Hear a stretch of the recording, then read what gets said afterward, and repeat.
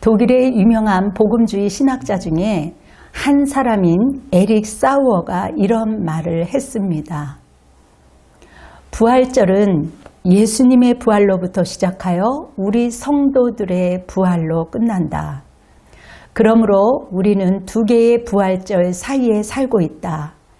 예수님의 부활과 우리의 부활 사이에 우리가 살고 있다는 말입니다.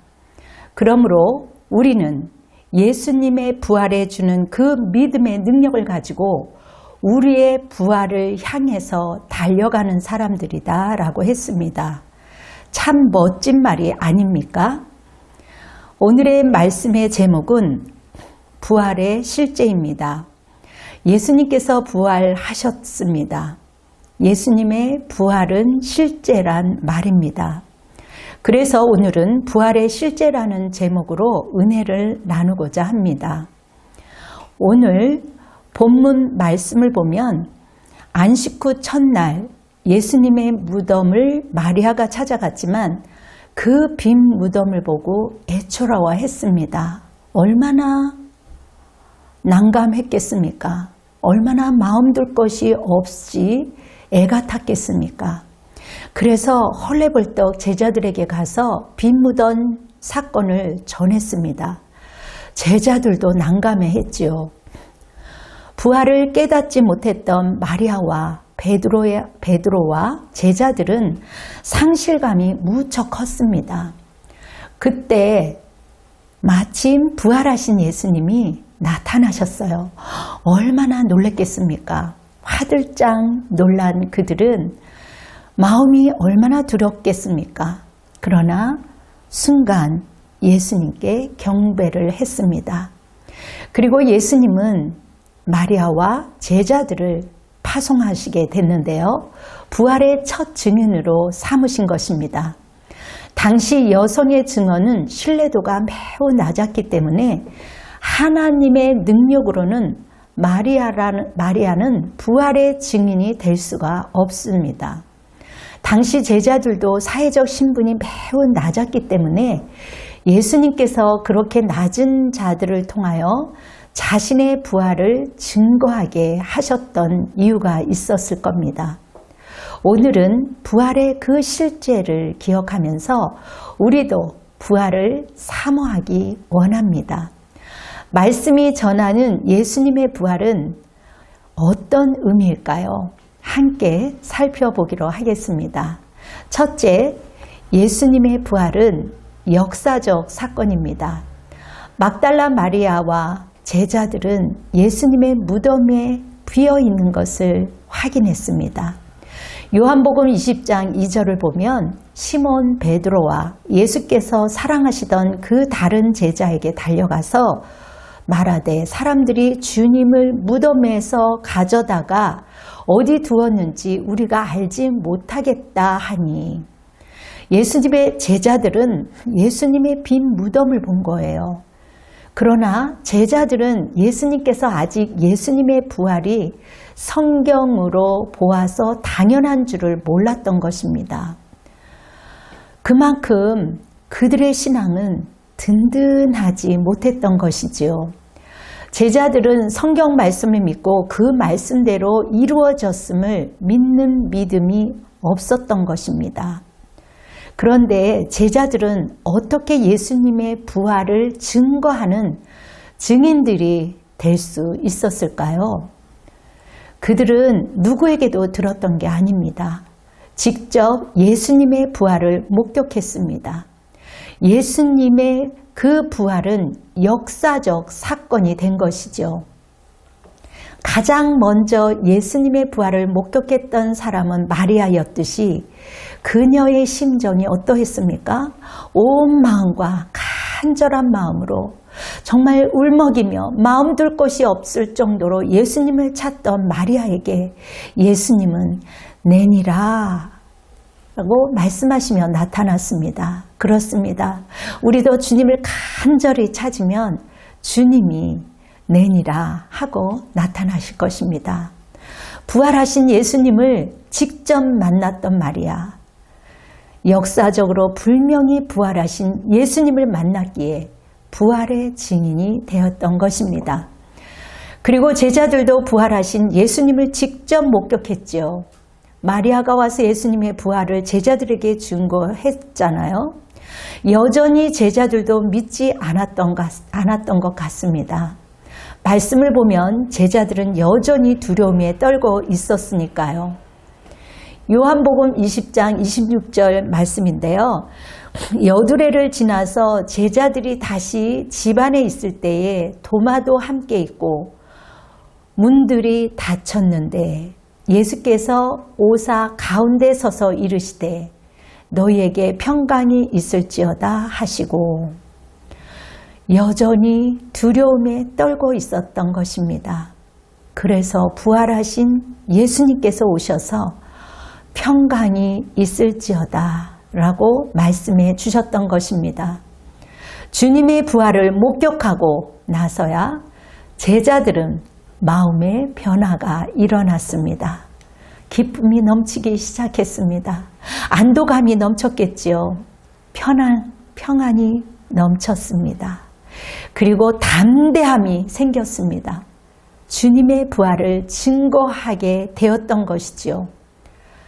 많은 사람들이 예수님의 부활은 거짓이다라고 말합니다. 제자들은 거짓말쟁이라고 주장했습니다.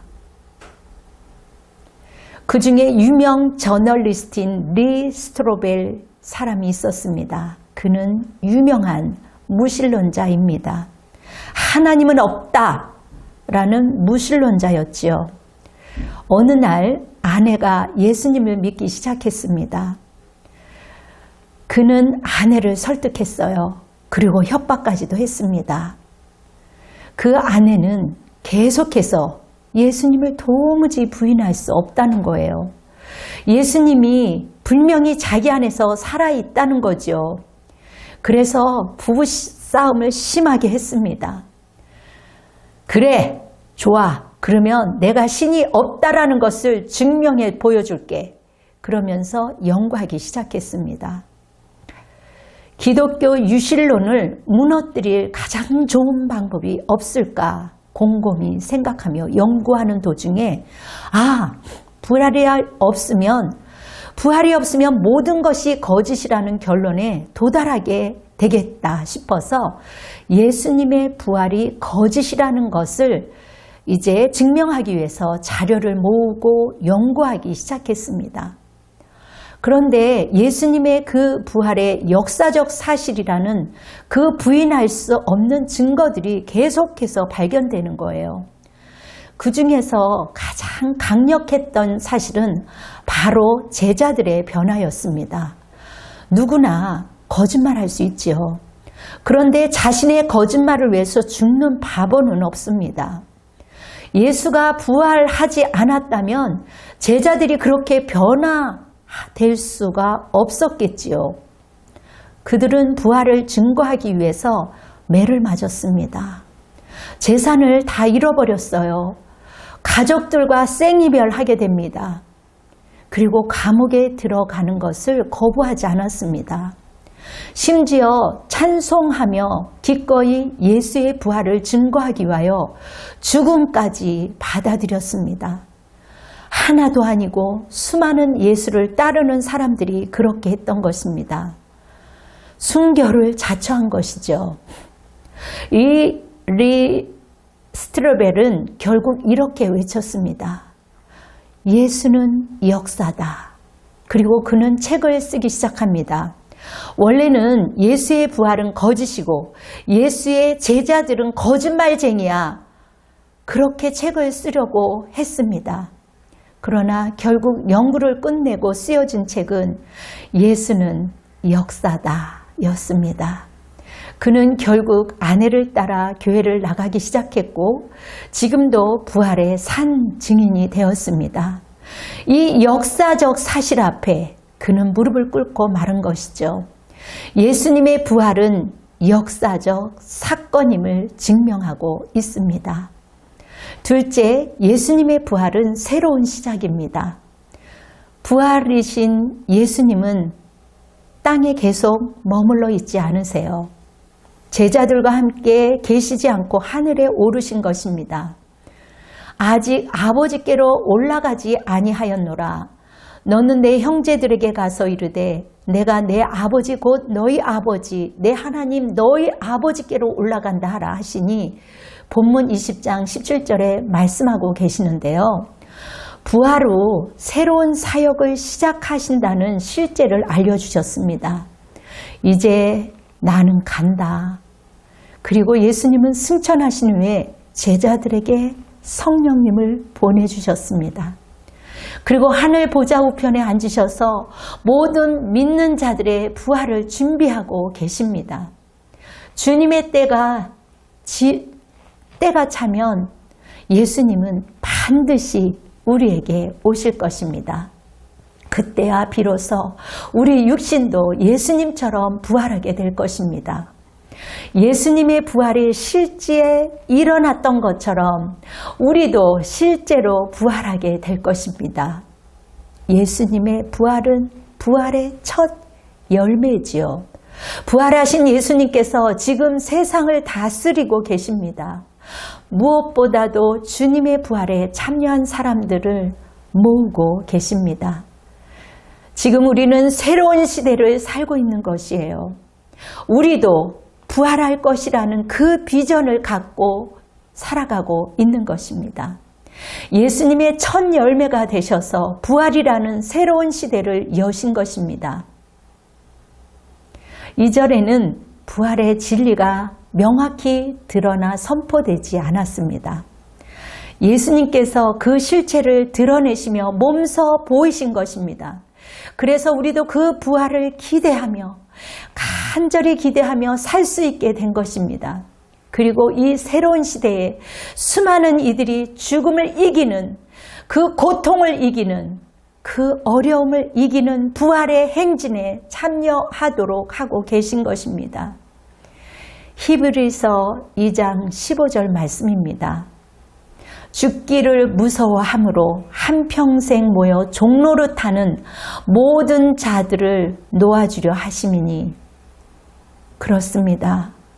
제자들은 두려워하지 않고 세상의 그 무엇도 두려워하지 않을 수 있었던 것은 바로 이 위대한 부활의 비전 때문입니다.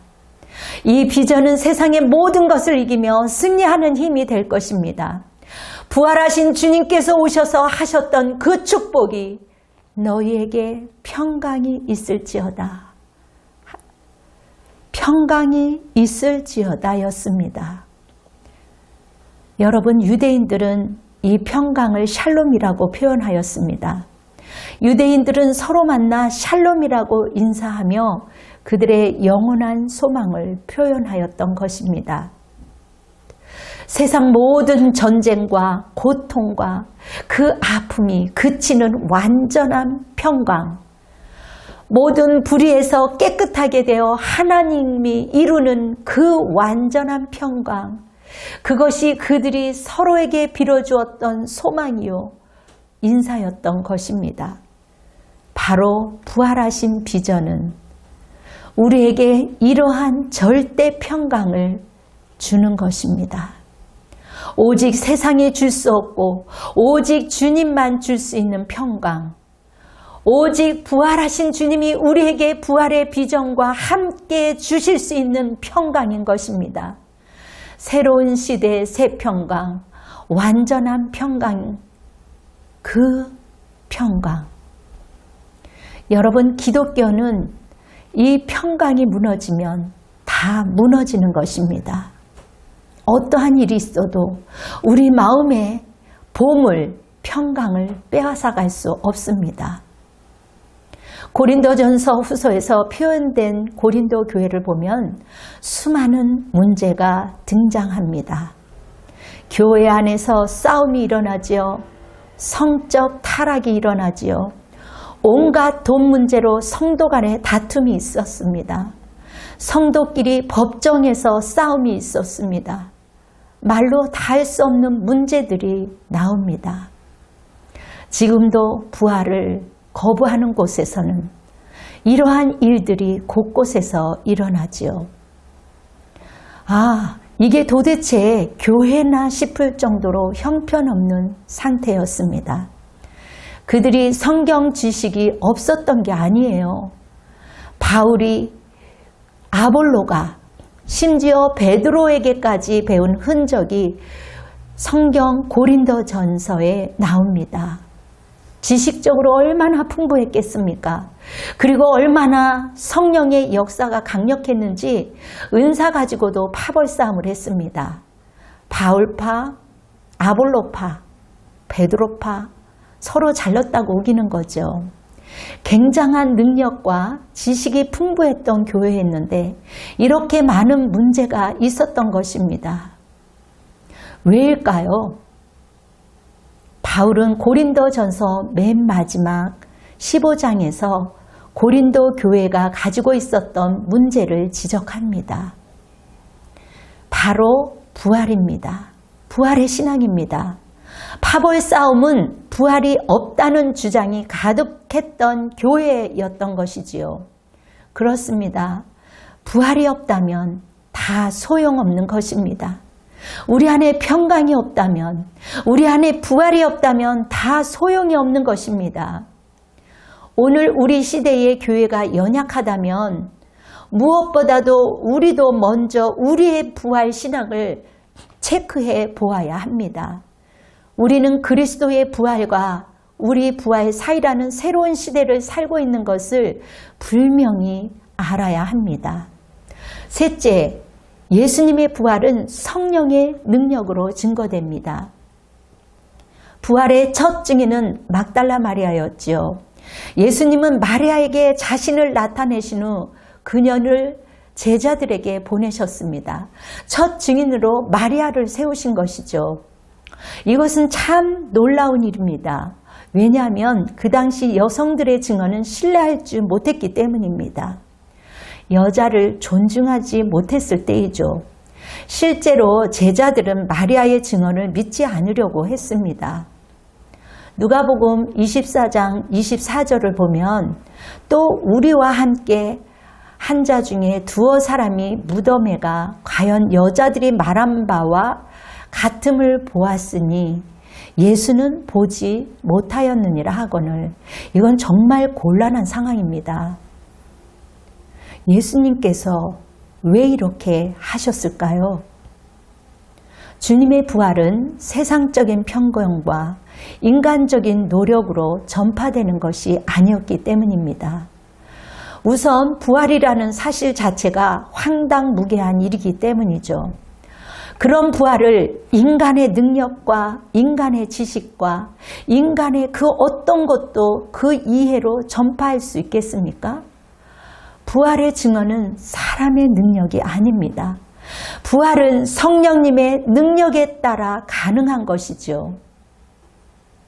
내 말과 내 전도함이 설득력 있는 자의 말로 하지 아니하고 다만 성령의 나타나심과 능력으로 하여 너의 믿음이 사람의 지혜에 있지 아니하고 다만 하나님의 능력에 있게 하려 하였노라.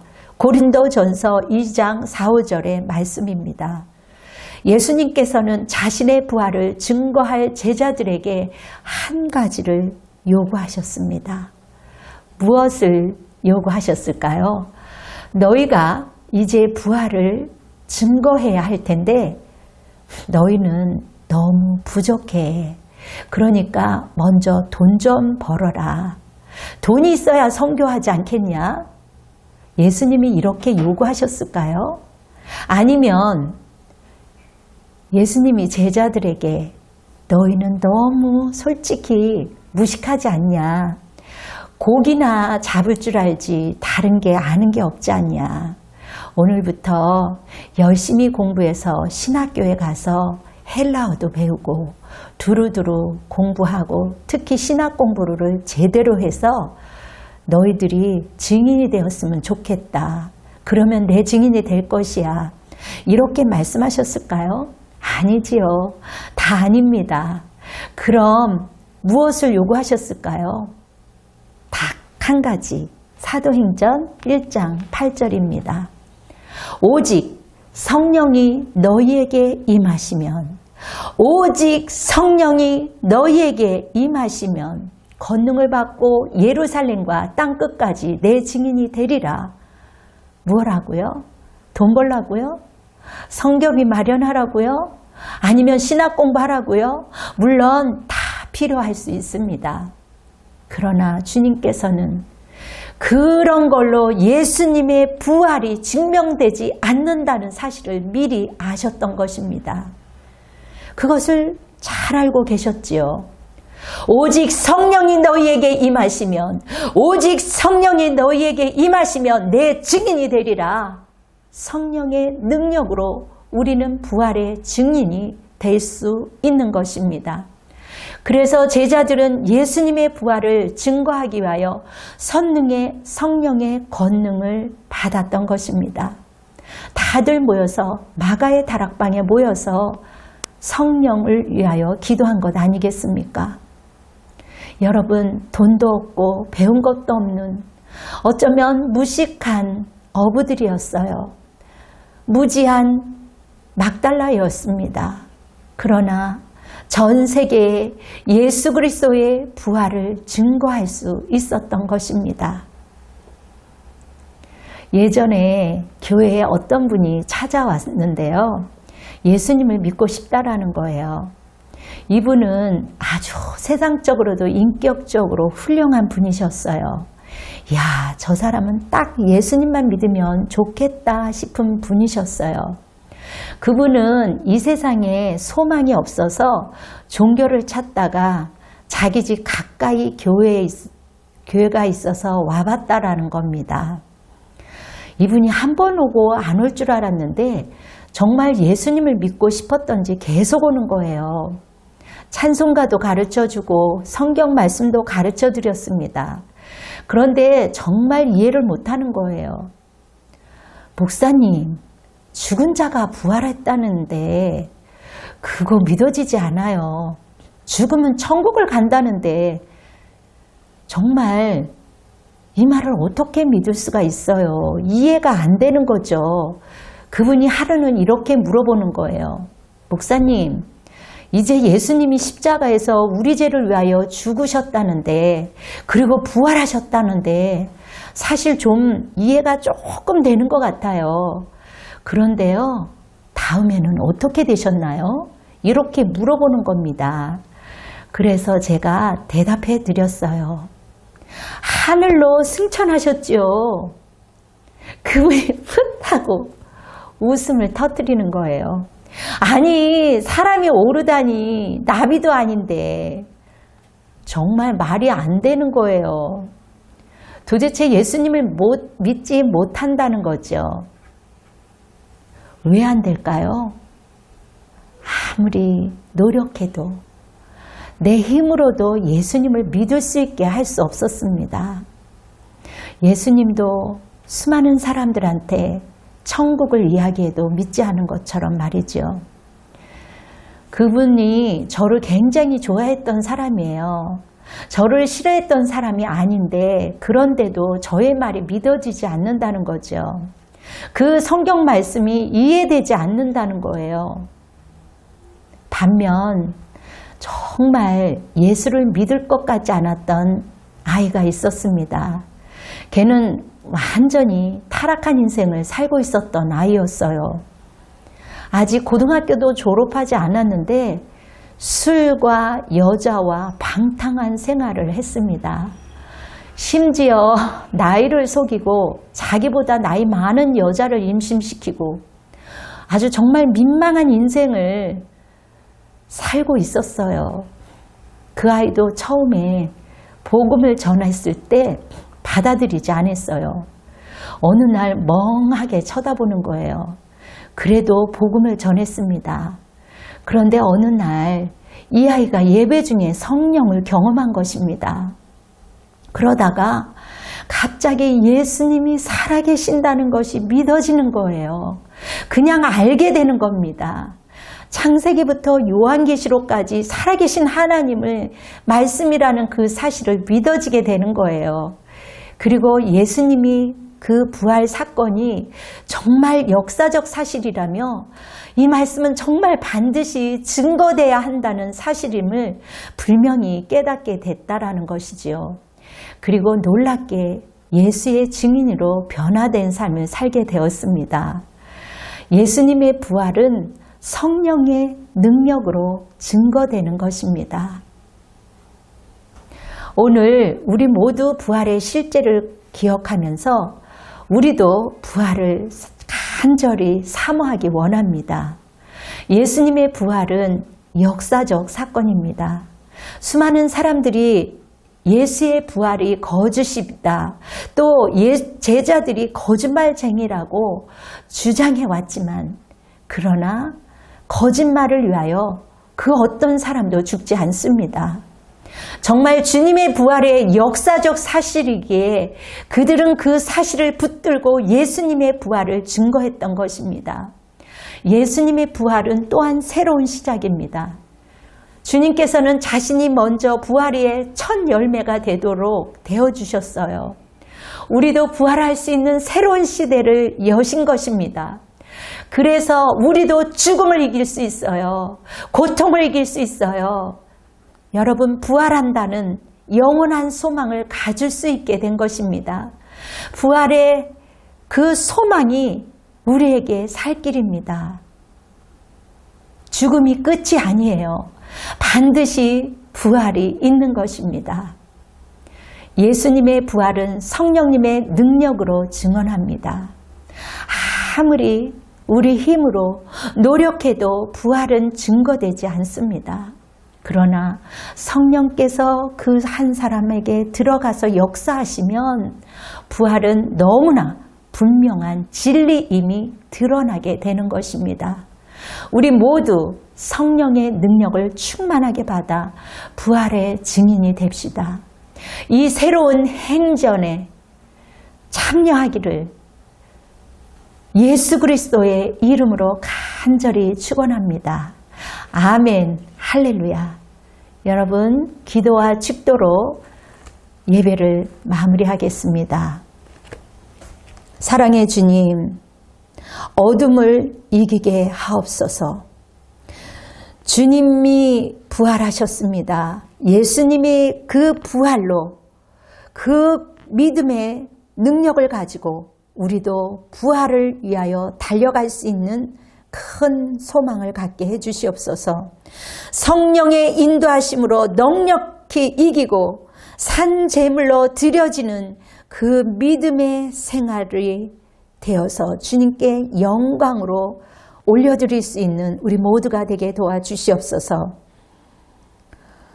이제는 우리 주 예수 그리스도의 은혜와 한량없는 하나님의 역사하심과 성령님의 역사하심이 부활의 신앙을 사모하며 돌아가는 성도들 머리 위에, 그리고 이 방송을 보는 온라인 가족들과 이 민족 위에, 그리고 국군 장병들과 선교사님들과 열방 위에 지금으로부터 영원토록 함께할지어다. 아멘. 주님께 영광의 박수로 올려드리겠습니다. 아멘. 승리하십시오.